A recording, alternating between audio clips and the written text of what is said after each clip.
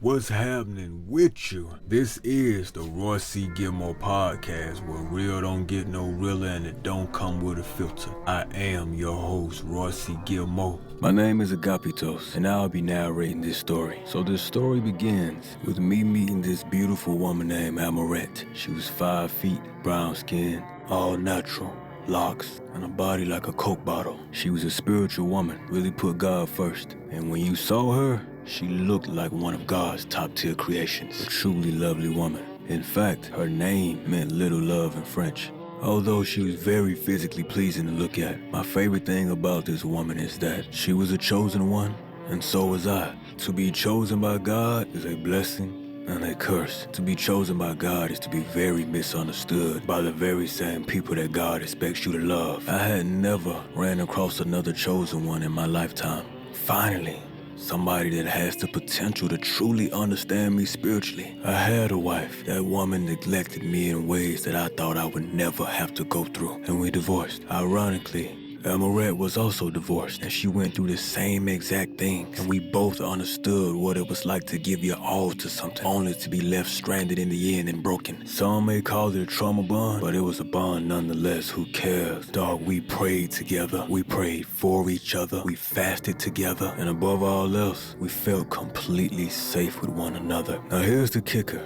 You know how they say when something seems too good, it must not be true? Well, this was no exception. Now remember I told you she was a woman of God and I was a man of God. So before I invest in anybody in my life or anything, I always go to God, and she did as well. So one night we decided to ask God, who is this person and why are they in my life? And man, we were nervous because it felt so good and we did not want to lose this thing, but we had to check in regardless.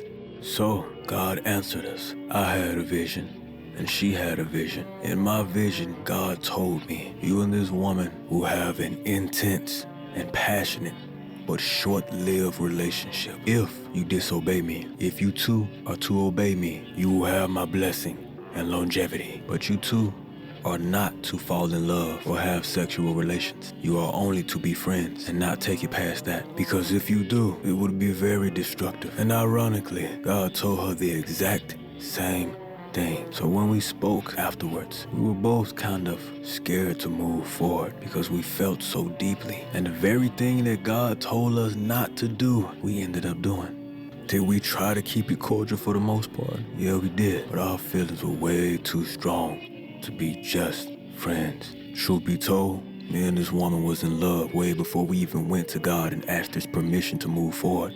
And as far as sex, we held off as much as we could. It started off with just hugs, and then it elevated to kisses. And then one night during a retrograde on a full moon, I remember it like it was yesterday, we had sex, and this was no ordinary sex. Now hear me out. When you put two magnets near each other, there is a magnetic pull that pulls them together and eventually causes them to stick, right? So what if I told you this particular night when I was near this woman, there was this strong magnetic pull between me and her, but sexually?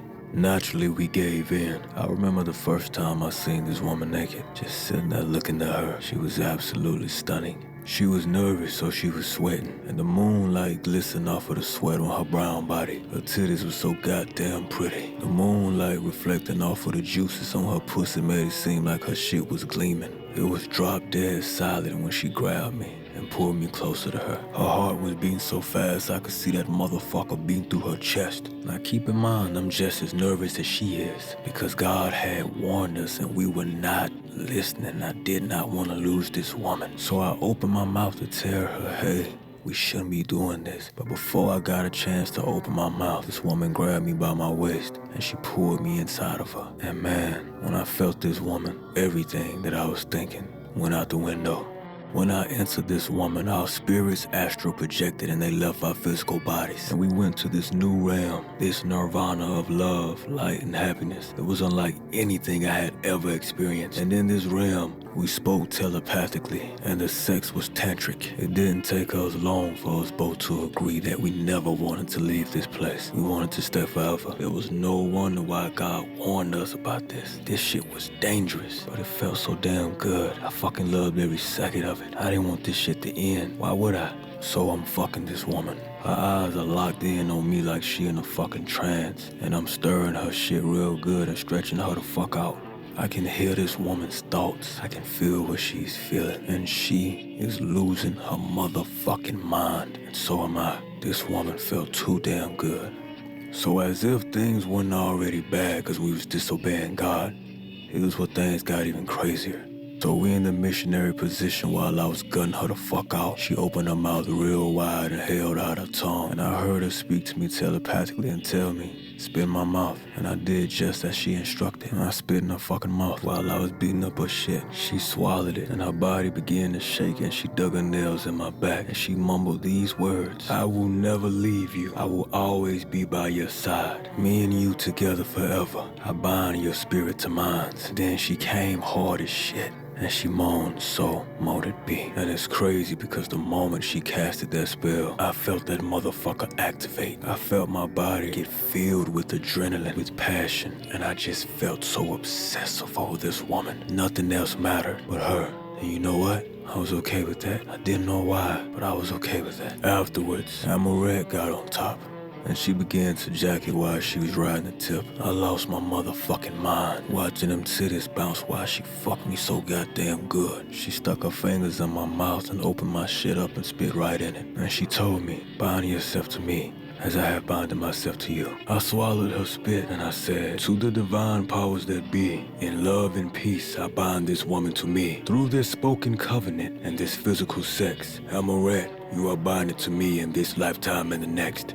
I moaned, so mote it be, and then I came inside of this woman, and I flooded her motherfucking guts. Ironically, when I bust, she did too, and I guess that was confirmation from the other side that our covenant was now very much active. And afterwards, our sacral chakras began to heat up extensively, and this obsessive feeling came over both of us. It felt like we were on fire. Nothing else mattered but us. The sex was endless. There was no limits. It's almost as if we could not stop even if we wanted to. She was speaking in tongues, taking every inch of me, and screaming at the top of her lungs so loud that her voice began to crack. Ammorette then looked at me, and I heard her voice in my head tell me, I want you to get me pregnant. Breed me, Papa. And I told her, yes, baby. As I began to say a spell to manifest a child, we both heard a loud voice say stop, and it was the voice of God, and we returned to our bodies immediately. When we returned, it felt like we had been thrown back into our bodies, and to our surprise, we realized that it had been 3 whole days since we had been gone.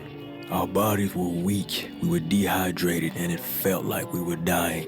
God had forced us back to the physical, and we were absolutely terrified. We went to God immediately, and He instructed us to fast for 7 days away from each other so He could undo what we had done. We immediately began to fast away from each other. We did not talk, and we did not see each other. On the 3rd day, Ammorette gave in and she came to see me. Part of God undoing what we did was us facing the backlash from the spells that we cast, so it felt like we were both losing our fucking minds. Meanwhile, Ammorette still wanted to have a baby, and she wanted to go back to whatever realm we was in, and truthfully I did too, but I told her we could not because of what God said, and she began to get violent. She began to lash out, and we began to fight, and things got very, very violent. And in the midst of us fighting, we heard God's voice tell us, you two are done. You will never be in the same place at the same time ever again, in this lifetime or in any lifetime after this one. Your spirits may crave one another, but you will never